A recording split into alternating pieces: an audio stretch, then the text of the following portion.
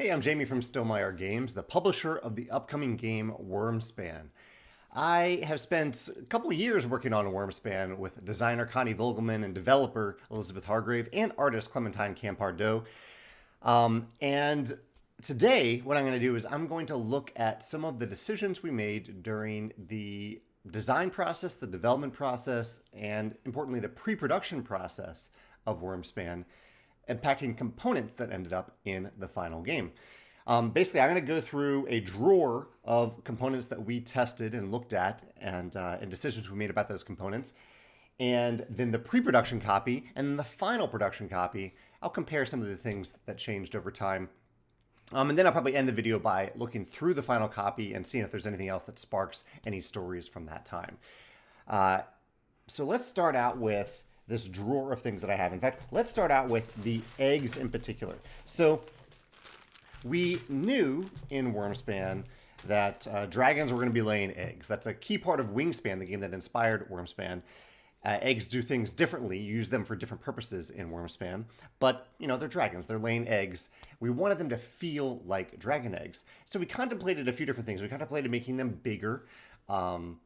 Same shape, because I think we have a pretty good shape used in Wingspan, but we contemplated making them bigger. Then we decided not to do that because the dragons in Wyrmspan, while some of them are bigger than birds in our world, the idea is that the world of Wyrmspan is populated by dragons in the same way that our world is populated by birds. So there are dragons of all shapes and sizes. You would open your window right now and you would look outside and you would see dragons outside, just as we see birds in our world. So we decided to keep the eggs the same size. Plus, if they're too big, they're going to block important information on the cards.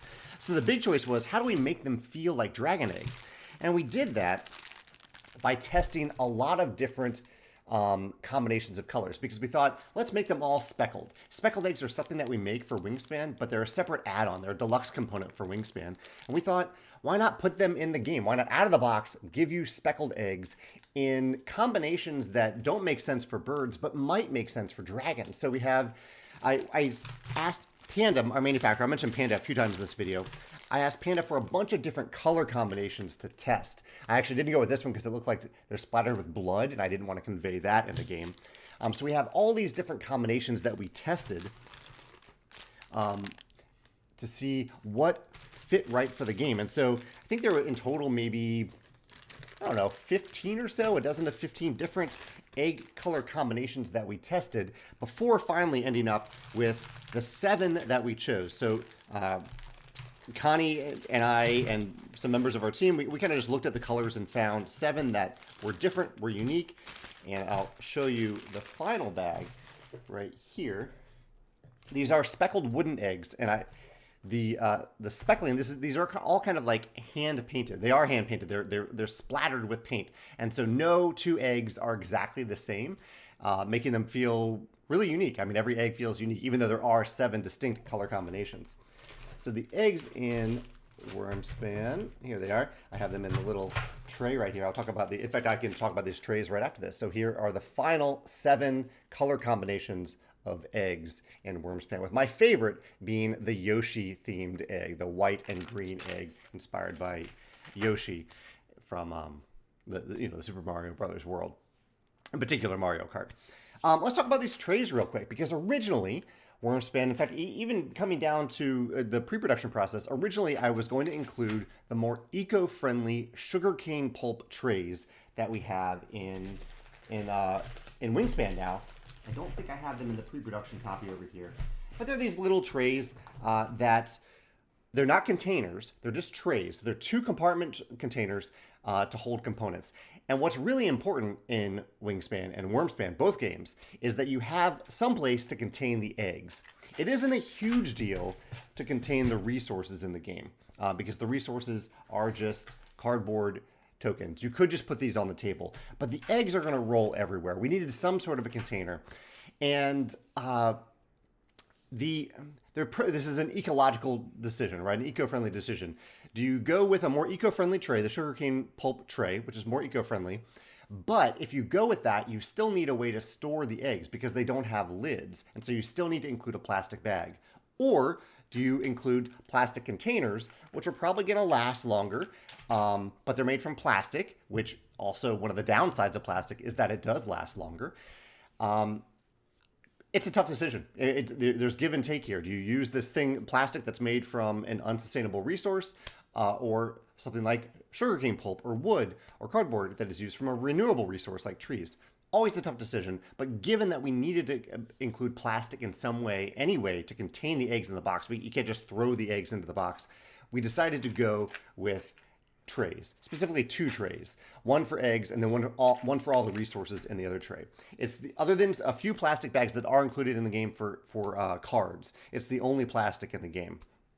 And the shrink wrap on the outside of the box, another problem that we're trying to solve. But yeah, so we have 2 trays like this in Wyrmspan.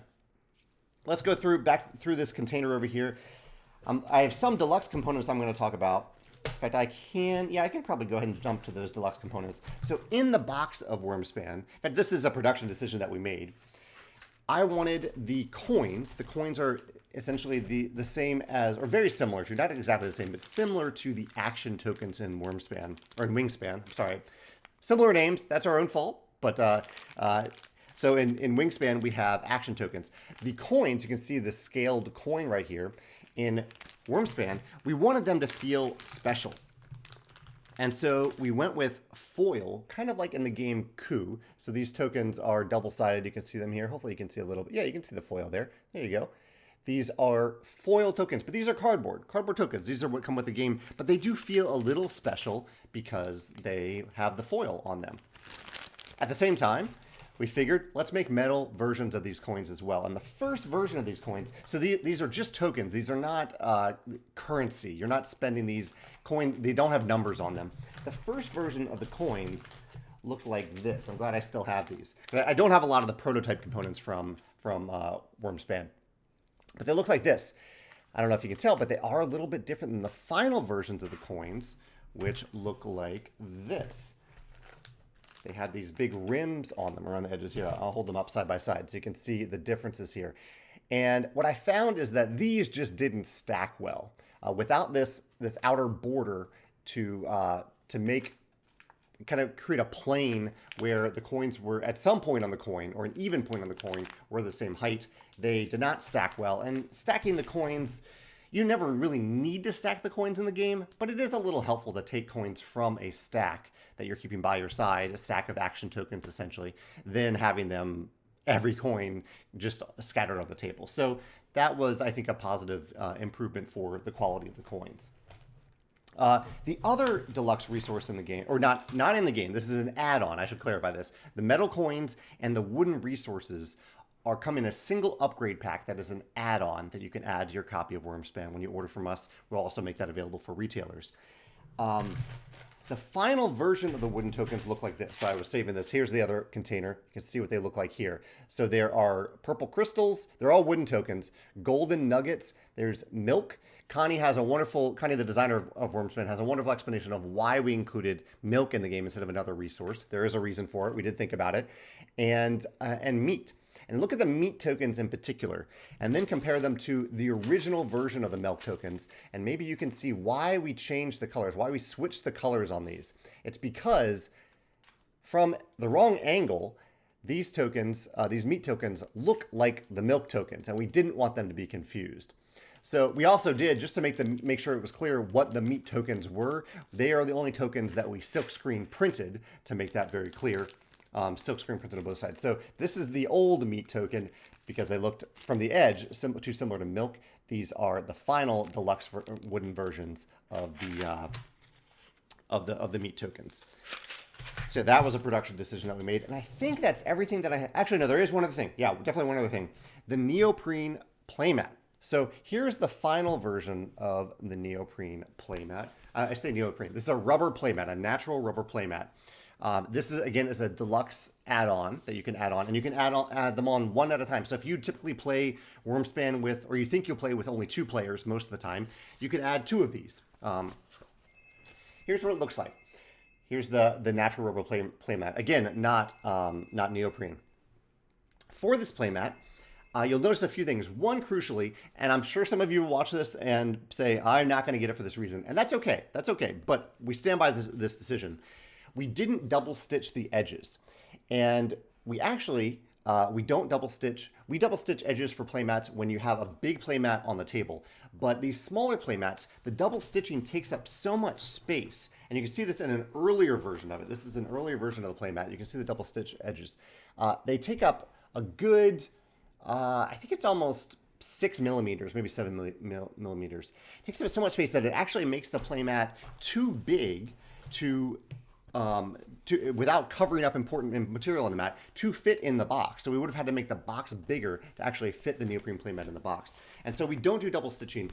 I think sometimes people get concerned because they think that the printed material will peel off the rubber layer.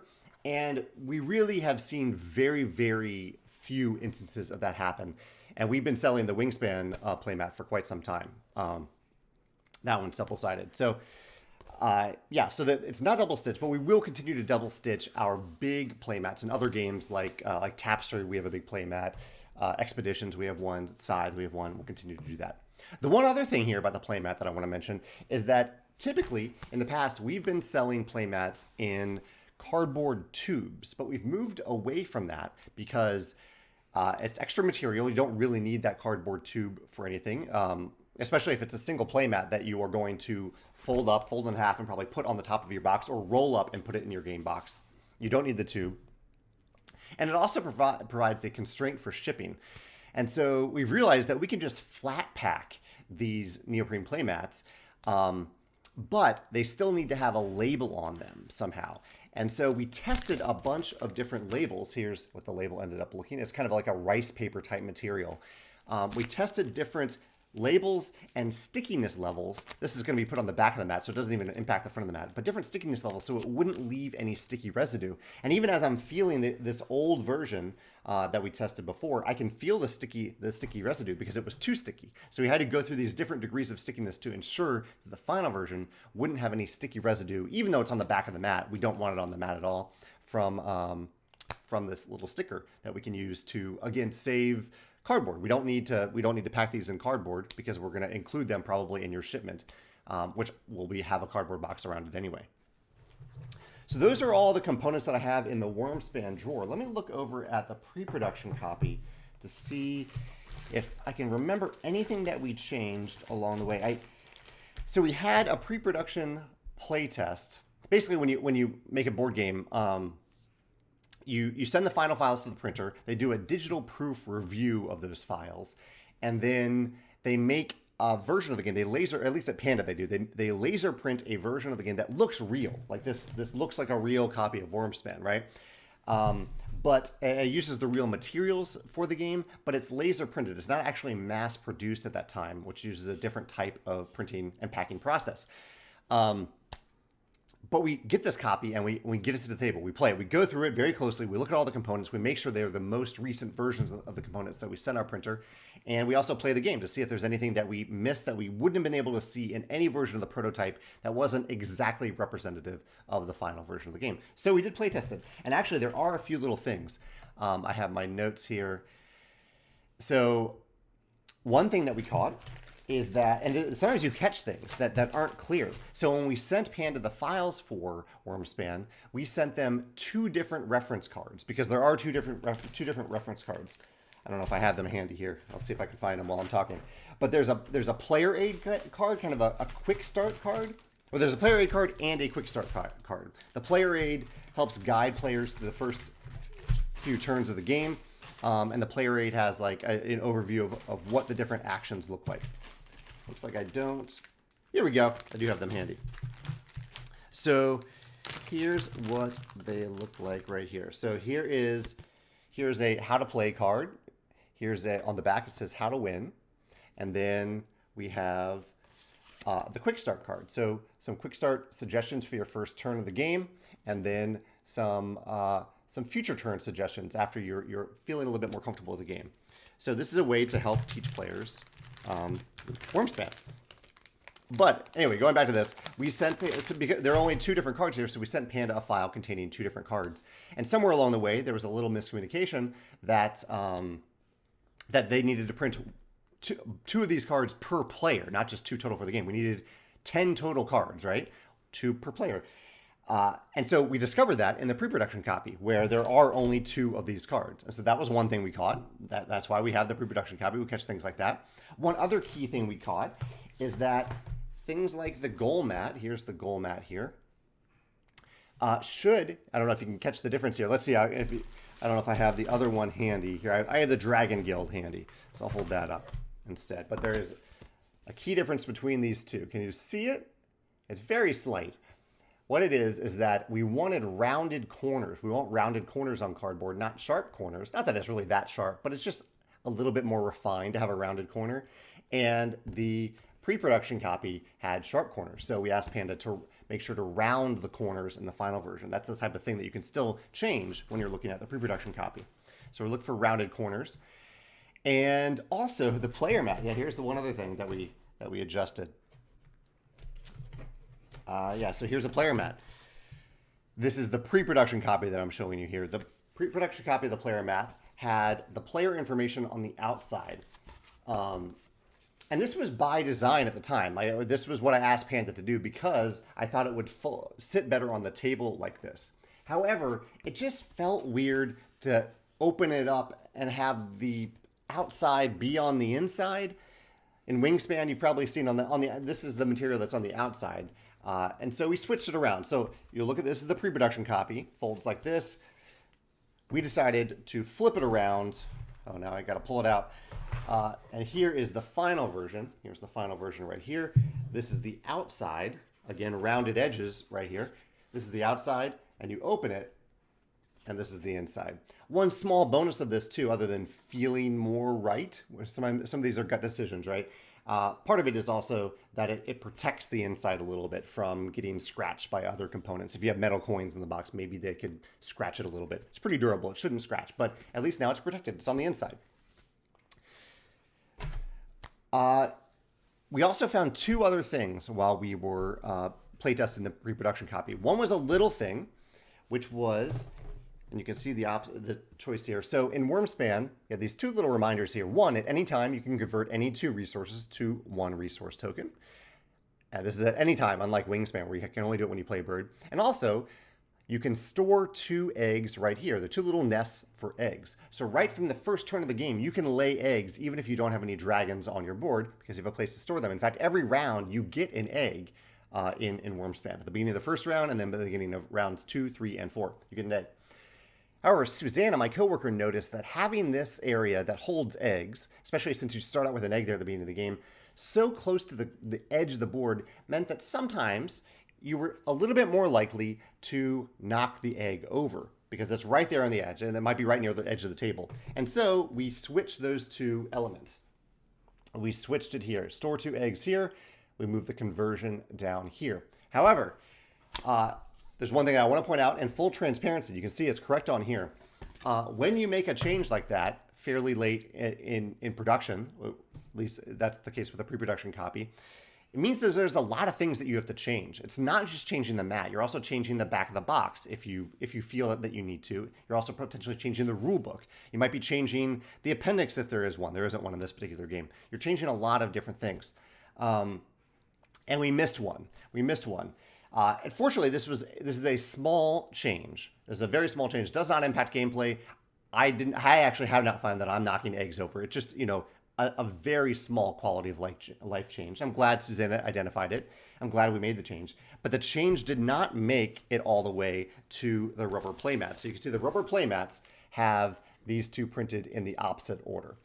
I hope this doesn't dissuade people from getting the rubber playmats. I think they're just as effective. They serve the purpose. If you like rubber playmats, that's what it's here for. But I want to be transparent about that change did not make it onto the rubber playmat. Because it was a late change. Sometimes late changes like that, where they affect a bunch of different files, they don't make it as far as they should. One other important thing that we found as we were playing the pre-production copy. So we have these dragon cards, so many dragon cards in the game, 183 different dragon cards. And I'm going to hold the back of it up. There's this beautiful illustration that Clementine made for the back of these cards. Same for the cave cards. I'll hold both up so you can see them. I forget exactly how she made these illustrations, but she made them in a different way than normal. Actually, it doesn't impact the cave card. It doesn't have it on there, but it does have it on the dragon card. You can look at here. So take a look at this back of the card. And if you saw this at a quick glance on the table, you might think what I was thinking, which was, oh, how does this card already have wear and tear on it? You know, look at that wear and tear on the edge. But actually, that isn't wear and tear. That's art on the back of the card. But it happened enough while I was playtesting the game, especially when I was looking at the deck of cards for some reason. I kept looking over the back of the deck of cards and thinking, wow, how does that card already have wear and tear? Like, that was where my mind went as we were playing this pre-production copy. That I thought, you know, if I'm thinking this multiple times, knowing everything that I know about the game, that this is just part of the art, imagine how many other people, when we make 100,000 copies of this game, are going to think the same thing. And so we decided to remove those rough edges. And here you can see the final version of the card, for the card back. We removed that little rough part so that you don't have it. So that it's still the beautiful illustration, just remove that little rough edge or part of the illustration that looked like it was part of the edge of the card from the back of the card. Just a tiny little tweak, but who knows? Maybe it'll make a difference for some people. It's something that you wouldn't know unless I told you right now. Yeah, I think those are all the decisions we made going from the pre-production copy to the final copy. Let me look through the final copy now, if you can hang out for a few more minutes, and I'll talk about any other decisions we made. So one was actually about card size. This was a big decision that we had to make throughout the process. How big do we make the cards? And really it came down to what had to fit on the player mat so that the player mat could fit in the box. And yes, you can always change the box size, but we really wanted to go for a box size that was essentially the same as Wyrmspan. I think it's a fairly standard box size. It's 296 by 296 millimeters by around 70 millimeters in height. I think Wyrmspan is actually 74, but we were aiming for 70. So we need to make sure the player mat fits into the box. We need 5 of these to fit in the box. These are a little bit bigger than Wyrmspan's player mats in the first place, but that's okay because they fold up. But then we needed to make sure we could fit all the cards on here. And so the card size had to be 57 by 87, which is the same as Wyrmspan. Also, I think that consistency between the games helps since they are linked to each other. As part of that, though, the dragons are designed with a very specific size because as you are playing dragons, they determine how far you can actually move along the path to activate actions in one of these caves. So here's your little explorer meeple. It starts out, and before you even enter the cave, you gain a little bonus. Here you gain a little cave card. But then they have to stop. You see that little stop sign? Your adventure meeple has to stop when you're exploring them. However, if I've played, and I'm not actually allowed to play this right here. I'll get one that I'm allowed to play. Get a little hatchling here. Here's a hatchling. I have played a hatchling right here. And you can see now there's no stop sign. The dragon card shows you that you can continue moving your explorer along the path. In this case, you are gaining an if activated ability on that dragon. I'm not holding it very well here, but the dragon blocks that stop sign. And then your adventure meeple activates this ability if you want to, and then activates this ability because they were able to go a little bit further. I got to move my fingers, there you can see. And then there's another stop sign. I'm doing a terrible job of holding this up. But you can see that the dragon cards essentially tell you how far your adventurer can move. However, so that's the dragon cards. They do that. The cave cards do not do that. The cave cards are what you need to place. You need to excavate a cave before you can place a dragon there. And there are a few that are pre-excavated. But crucially, the cave cards cannot block this stop sign. So we needed the cave cards to be smaller than the dragon cards. And that's why the cave cards, you can see, are square. They are square cards that are 57 by 57 millimeters instead of 57 by 87 millimeters. So this was a crucial decision. How big do we make these cards so that they serve the purpose that we need them to? Because they serve a very specific mechanical purpose in the game. The cave cards are placed so that dragons can be placed on top of them. Dragon cards are placed so they cover up the stop sign, showing that your explorer meeple can continue to explore. So that was a crucial element of the game. There's the Dragon Guild. I don't know if there's much. Actually, no, we did make a decision here about. So there are 3 boards in the game. There's the Dragon Guild. This is a new mechanism in Wyrmspan. There is the card display board. We call it the card mat. It's really card board, but the card board sounds odd. So this holds the face-up display of dragon cards and cave cards. And then last we have, where's the goal board? I think it's at the bottom of my box here. Here's the pre-production copy goal board that I have handy. So you have 3 boards. So the decision here was, and the final decision you can see, I've spoiled it. We have 3 different boards here. opposed to putting all of these on one board. And the reason here was that if we had put these all on one board, which I think would have actually been a little bit more expensive, or a little bit cheaper to put them all on one board, more expensive to do 3 different boards of 3 different sizes, it would have made the table space a little less modular. You wouldn't have had an option. You just have to put the big board down on the table. Whereas having 3 different mats like this lets you orient them however you want. You can put them you can put 2 side by side like this. You can put them all in a row like this if that's what your table says. You can stack them. You can, you have full modularity as to how you fit these, because we're trying to take table space into consideration. And so by having 3 different boards that you can place on your table as you wish, hopefully it's a little bit more flexible, a little bit better for your table size. Also, crucially, with the card mat in particular, we made this mat so it's easy to take the cards off the table. It's hard to pick up cards when they're directly on the table, but when there's a little bit of height here for the mat, I believe it's 2 millimeters, it's just a little bit easier to pick up the cards. And you want to be able to slide them off and pick them up. And so if you had this built into a greater board, then it's harder to just slide them off the board. We could have put them all on the edge of the board, but anyway, it's the little quality of life things. We're trying to make the cards easy to pick up. You can do so easier if there is always an edge next to the card, basically. So that was a decision point that we put into the shared elements of the game. Let me see if there's anything else in here that triggers any memories.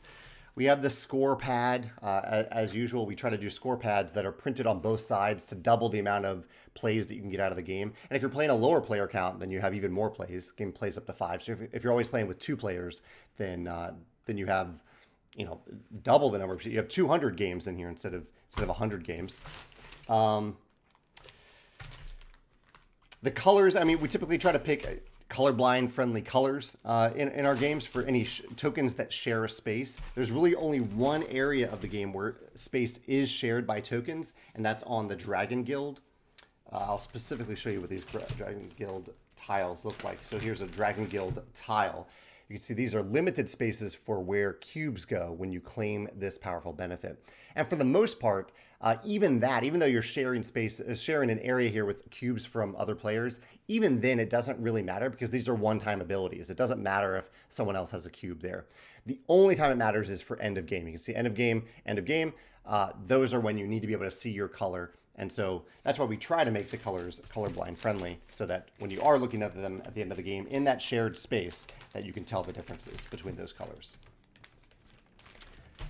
There are probably other production things that, actually no, there's one more. I'll share one more, and I have talked about this a little bit in other places, but I think it's worth talking about as I'm talking about vision friendliness and accessibility, which is that in Wyrmspan, the cards in Wyrmspan have fun facts. They have bird facts on them, right? The bird cards have bird facts. And I love that. I love that the cards have those facts. We have different people help contribute those facts. They make a big difference. They add something for you to read while you're not taking turns in Wyrmspan. They're great. We wanted to have facts for the dragons too. Obviously, they're fictional facts, but we wanted this game to feel real, like there was a real world of dragons that you're playing around with here. However, there's a lot of information on the Wyrmspan cards. You have the cost up here. You have which row you can place the card in over here. You have the points. You have what size they are. So instead of a Wyrmspan, they're either large, medium, small, or hatchlings. They also have personality types: aggressive, helpful, playful, shy. And then they have text. Text with icons, but still text. If we had added, and we considered adding dragon facts down here. But if we had done that, it would have added a lot of visual clutter. And if you go look at the vision-friendly cards that we made for Wyrmspan, you can see how big of an impact it makes when you remove those bird facts from the cards. It really does make them significantly easier to read the information that you need to see on those cards. But we still wanted dragon facts, so we decided not to put them on the cards. Instead, we put the dragon facts in a book. And by putting them in a book, a 32-page full-color book, we not only give players something fun to reference, that we give you something for your kids to look at. If you have, adults can really enjoy this book, but kids can look at this book when they're not playing Wyrmspan, or when they're, maybe they are playing, maybe they aren't playing. I think it's family friendly and kid friendly. And by including a book of these dragon facts instead of putting them on the cards, it meant that we could spend more space. Look at this text on here. It's not always just a quick 2-line sentence, there's some legitimately long paragraphs here about these dragons. There's no way we could have fit that on the card. So we had a lot more flexibility as to the facts that we give.